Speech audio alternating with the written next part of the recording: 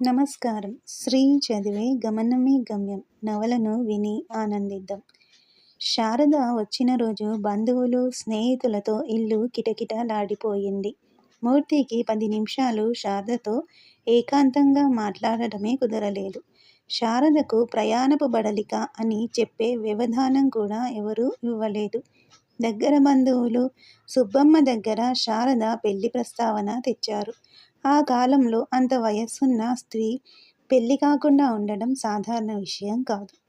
ఇప్పుడు ఇంగ్లాండ్ వెళ్ళొచ్చిన వాళ్లను చూడాలి శారదకు, మాటలు కాదు అన్నారు కొందరు బంధువులు. ఇప్పుడు పెళ్ళేమిటి, ఎవరు చేసుకుంటారు? ఇక్కడుండగానే చాలా వ్యవహారాలు నడిపిందట. ఇంగ్లాండ్లో ఏం చేసిందో ఎవరికి తెలుసు అని మూతులు విరిచారు దూరపు బంధువులు. ఇన్ని మాటల మధ్యలోంచి శారదకు బాబాయి వరుసయ్యే ఒక కార్యదక్షుడు సంబంధం గురించి మాట్లాడాడు. ఇంగ్లాండ్ వెళ్ళొచ్చిన డాక్టరే ఉన్నాడు. నాకు తెలిసిన వాళ్లే, మనవాళ్లే. మీరు సరేనంటే అబ్బాయిని తీసుకొస్తాను. ఇక్కడే ప్రాక్టీసు చేస్తున్నాడు. ఇద్దరూ కలిసి ప్రాక్టీస్ చేస్తే ఇక చెప్పేదేముంది అన్న ఆయన మాటలతో అందరూ నిశ్శబ్దమయ్యారు. సుబ్బమ్మకు, దగ్గరి బంధువులకు ఈ మాటలు తోసిపుచ్చేందుకేమీ కనిపించలేదు. శారదాంబతో మాట్లాడి వారం రోజుల్లో కబురు చేస్తాను అంది సుబ్బమ్మ. 2-3 రోజులలో ఇంట్లో హడావిడి తగ్గి తల్లీ కూతుళ్ళు కాస్త తెరిపిన పడ్డారు. సూర్యం, శారద 2 ఏళ్ల కబుర్లు అంతులేకుండా చెప్పుకుంటున్నారు. అక్కను ఒక్క క్షణం వదలకుండా తిరుగుతూ సూర్యం మళ్లీ మామూలయ్యాడు. సుబ్బమ్మకు 10 రోజులైనా శారదతో ఈ విషయం మాట్లాడే సమయం దొరకలేదు. బంధువులంతా ఎటువాళ్లటు వెళ్ళాక ఒకరోజు రాత్రి శారద గదిలోకి వచ్చింది సుబ్బమ్మ. శారద చదువుకుంటూ ఉంది. ఇంకా ఏం చదువమ్మా, పొద్దుపోయింది అంటూ పక్క మీద కూర్చుంది. నా సంగతి సరేగాని నువ్వెందుకింతసేపు మేలుకున్నావు? ఒంట్లో బాగుందా అంటూ తల్లి నుదిటి మీద చేయి వేసి చూసింది. ఏం లేదు. ఏంటి చెప్పు అంది. నీ పెళ్లి విషయం తల్లి. చదువు పూర్తయింది. ఇంకా జరగవలసిన పెళ్ళే కదా. అది కూడా అయితే నా బాధ్యత తీరిపోతుంది.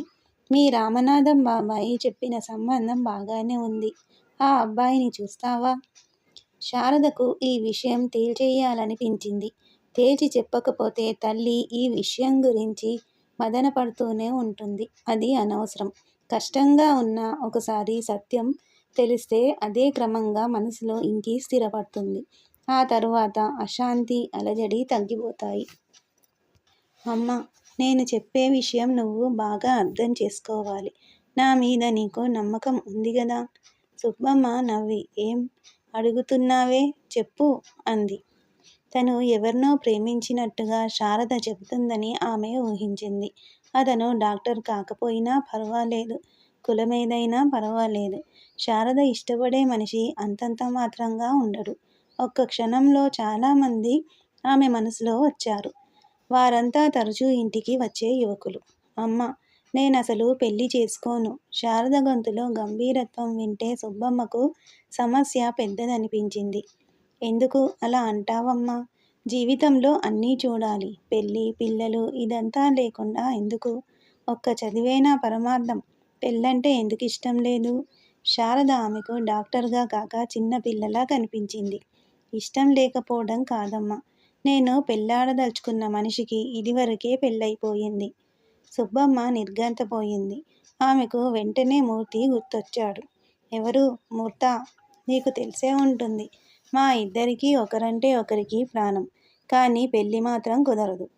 సుబ్బమ్మకు గుండె నీరయింది. ఎంతో తెలివైన శారద ఇంత పెద్ద చిక్కులో ఎలా పడింది? దీనికి పరిష్కారం ఏమిటి? జీవితమంతా పెళ్లి లేకుండా గడుపుతావా? ఎంత కష్టం! దుఃఖం తన్నుకొచ్చింది. కష్టమేం కాదమ్మా. ఒకళ్ళని ఇష్టపడుతూ ఇంకొకళ్ళని పెళ్లి చేసుకోవడమే కష్టం. మూర్తి ఏమంటాడు? నేనేమంటే అదే అంటాడు. అంతకన్నా ఏమనగలడు? నిరుత్సాహంగా నవ్వింది. సుబ్బమ్మకు ఏం చెప్పాలో అర్థం కాలేదు. ఇది తలకు మించిన సమస్య అనిపించింది. శారద తప్ప దీనినెవరూ పరిష్కరించలేరనిపించింది. అమ్మా, ఇక మాటిమాటికి పెళ్లి గురించి అడగొద్దు. నాకు నా పనులు ఊపిరాడకుండా ఉన్నాయి. పెళ్ళి, పిల్లలు వీటన్నిటి గురించి ఆలోచించే తీరిక లేనన్ని పనులు పెట్టుకుంటున్నాను. నేను సంతోషంగానే ఉంటానమ్మా. నా గురించి దిగులు పెట్టుకోకు. సుబ్బమ్మ మెల్లిగా అక్కడి నుంచి లేచి ఆమె గదిలోకి వెళ్ళింది.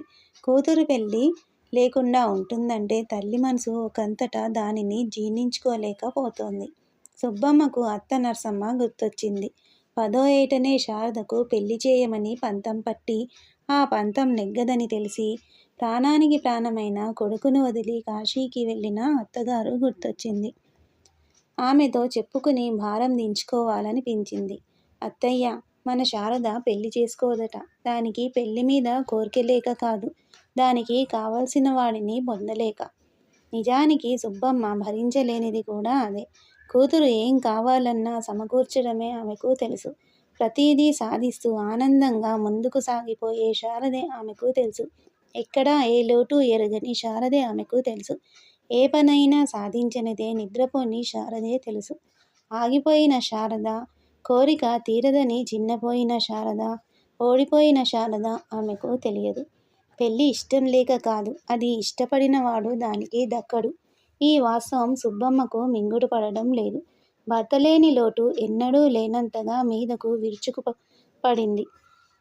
ఎవరితో చెప్పుకోవాలి? కూతురు తనతో చెప్పుకుంది. తను ఎవరితోనూ చెప్పుకోలేదు. ఆ రాత్రంతా సుబ్బమ్మకు కలత నిద్రయింది. ఏవో కలలు. కలలో అత్తగారు నర్సమ్మ కనిపించింది.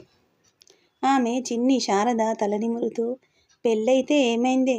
నిన్ను చూసుకుంటాడు. నువ్వంటే ఇష్టమున్నవాడు పెళ్ళెందుకు చేసుకోడు? చేసుకో, పెళ్ళి చేసుకో అంటున్నది. సుబ్బమ్మకు మెలకువ వచ్చింది. అత్తగారుంటే ఈ పెళ్ళి జరిపించేదేమో. ఆమెకు పెళ్ళైన వాడనే పట్టింపు ఉండేది కాదా? ఆ ఆలోచనతో సుబ్బమ్మకు కూతురి మీద జాలి పొంగుకొచ్చింది. పోనీ రెండో పెళ్ళివాడని అంటారు. అంటే అంటారు. శారదను ఇంత దూరం ఇంత స్వేచ్ఛగా వదిలినందుకే ఎంతోమంది ఎన్నో అన్నారు. కానీ శారదను రోజూ చూస్తున్న తనకు ఎంత ఆనందంగా ఉంది. పిల్ల హాయిగా గలగలా నవ్వుతూ, ఎప్పుడూ 10 మందిలో మెప్పు పొందుతూ నాయకురాలిలా వెలిగిపోతుంటే గర్వంగా అనిపిస్తుందే గాని లోకుల మాటలు ఒక్క క్షణం కూడా గుర్తురాలేదు. ఇప్పుడు కూడా మూర్తి శారద కలకలలాడుతూ ఇంట్లో తిరుగుతుంటే, ఇష్టమైన వాడితో శారద సుఖపడితే ఎవరేమనుకుంటే ఏమిటి? 2 రోజుల పాటు ఆమె మనసులో ఈ ఆలోచనలు కల్లోలం రేపాయి. ఎంత ఆలోచించినా శారద మూర్తిని పెళ్ళాడితేనే బాగుంటుందనిపించింది. ఒకరోజు కాదు, 10 రోజులు మదనపడి శారదతో ఆ మాటే చెప్పింది సుబ్బమ్మ. తల్లి ఎలా ఈ నిర్ణయానికి వచ్చి ఉంటుందో ఒక్క క్షణంలో అర్థమైంది శారదకు. కూతురి సుఖం కోసం తనకు వ్యతిరేకమైన ఆలోచనని అనుకూలం చేసుకోవడానికి తల్లి తనలో తాను ఎంత సంఘర్షణ పడి ఉంటుందో అర్థమై శారద తల్లిని కౌగిలించుకుని వెక్కి వెక్కి ఏడ్చింది. ఆ ఉధృతం తగ్గాక, అమ్మా, దీనిని గురించి ఆలోచించటం మానేయి, నా మీద నమ్మకం ఉంచు అని అక్కడి నుంచి వెళ్ళిపోయింది. తల్లిని పట్టించుకోవద్దన్నది గాని మద్రాసు పట్టణంలో తన స్నేహితులు, తోటి కామ్రేడ్స్ అందరూ ఇదే ఆలోచిస్తున్నారని శారదకు క్రమంగా తెలిసి వచ్చింది. సూర్యానికి ఈ విషయం చెప్పాల్సిన సమయం వచ్చిందనిపించింది. ఎవరి ద్వారానో తన గురించి వింటే సూర్యం బాధపడతాడు. ఒకరోజు రాత్రి సూర్యాన్ని దగ్గర కూర్చోబెట్టుకుని స్నేహితురాలిలా తన మనసు ఇప్పి చెప్పింది శారద. సూర్యం అంతా విని అక్కను ఓదార్చాడు. అక్క ఏ నిర్ణయం తీసుకున్నా తను అండగా ఉంటానని మాట ఇచ్చాడు. అక్కకు అండగా ఉండాలనే ఆలోచనతో సూర్యానికి చిన్నతనం నుంచి ఉన్న నిరాశ ఎటో వెళ్ళింది. ఆ యువకుని జీవితానికి ఒక గమ్యం ఏర్పడినట్లయింది. అక్క అపురూపమైన మనిషి. ఆ మనిషికి తను అండ అనుకుంటే ఎక్కడలేని ఉత్సాహం వచ్చింది. ఒకవైపు కమ్యూనిస్టు పార్టీలో దత్, బ్రాడ్లీ థీసిస్ గురించి తీవ్రమైన చర్చలు జరుగుతున్నాయి. శారద కూడా నాగపూర్ కేంద్ర కమిటీ సమావేశానికి హాజరై దత్, బ్రాడ్లీ థీసిస్ ని వివరించింది. శారద ఇంగ్లాండ్లో పామీదత్ని కలుసుకుంది. ఈ విషయం గురించి చర్చించింది కూడా. ఆ థీసిస్ సరైనదనే నిర్ణయానికొచ్చింది. కమ్యూనిస్టుల మీద బ్రిటిష్ ప్రభుత్వం నిర్బంధం రోజురోజుకీ పెరిగిపోతోంది. ఏ పనైనా రహస్యంగా చేయాలి. శక్తి సామర్థ్యాలతో, ఆదర్శావేశాలతో రగులుతున్న యువతరానికి రహస్యంగా చేసే పని చాలటం లేదు. ఇంకేదో చెయ్యాలని రగిలిపోతున్నారు. అన్నిటికంటే ముఖ్యమైన పని ప్రజలలో బ్రిటిష్ సామ్రాజ్యవాదుల మీద వ్యతిరేకతను పెంచటం. ఆ పని కాంగ్రెస్ పార్టీ సరిగా చేయడం లేదని కమ్యూనిస్టుల అభిప్రాయం. అయితే కాంగ్రెస్లో కొందరు ఆ పనిని చాలా బాగా చేస్తున్నారు. పైగా కమ్యూనిస్టుల్లా రహస్యంగా కాక బహిరంగంగా చేస్తున్నారు. అలాంటప్పుడు కమ్యూనిస్టులు కూడా కాంగ్రెస్లో చేరి ఆ పార్టీ పేరుతో తామనుకున్న పని బహిరంగంగా చేయవచ్చు. జాతీయ భావాలను మరింత వేగంగా ప్రజల్లోకి తీసుకెళ్లవచ్చు. రైతు సంఘాలను, యువజన సంఘాలను కాంగ్రెస్ పార్టీ కింద నిర్మించడం తేలిక. ఆ పని చేస్తూ ఆ సంఘాలలో కమ్యూనిస్టు భావాలు వ్యాపింపచేయాలి. ఆ భావాల పట్ల అంకితభావం చూపిన వారికి కమ్యూనిస్టు పార్టీ సభ్యత్వం ఇవ్వొచ్చు. అప్పుడు అందరి శక్తియుక్తులు 100% ఉపయోగపడతాయి. ఈ నవల మీకు నచ్చితే సబ్స్క్రైబ్ చేయండి, షేర్ చేయండి, లైక్ చేయండి, బెల్ ఐకాన్ను ప్రెస్ చేయండి. శ్రీ ఛానల్ ఆడియో నవలను వింటున్నందుకు ధన్యవాదములు.